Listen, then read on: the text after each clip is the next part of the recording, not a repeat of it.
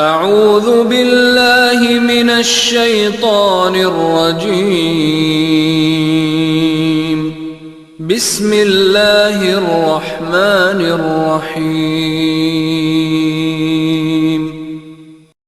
السلام علیکم ورحمۃ اللہ وبرکاتہ۔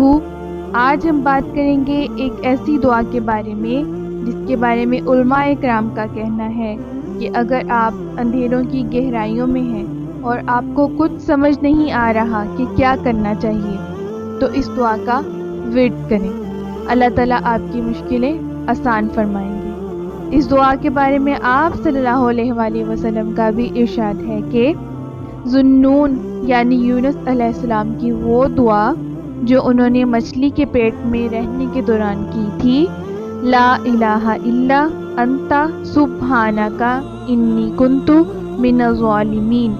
یہ ایسی دعا ہے کہ جب بھی کوئی مسلمان شخص اسے پڑھ کر دعا کرے گا اللہ تعالیٰ اس کی دعا قبول فرمائیں گے۔ ان سب چیزوں کے علاوہ آپ اللہ تعالیٰ سے اپنی ہر بات شیئر کیا کریں۔ کوئی بھی مشکل پریشانی ہو اللہ تعالیٰ سے شیئر کیا کریں۔ اللہ سے بات شیئر کرنے کا فائدہ کیا ہے؟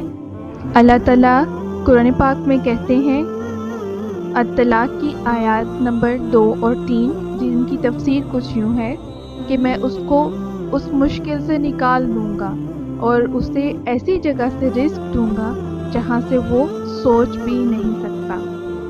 تو آپ اللہ تعالیٰ سے مانگے، پورے دل اور یقین کے ساتھ مانگے، اللہ تعالیٰ آپ کی مشکلات ضرور دور فرمائیں گے۔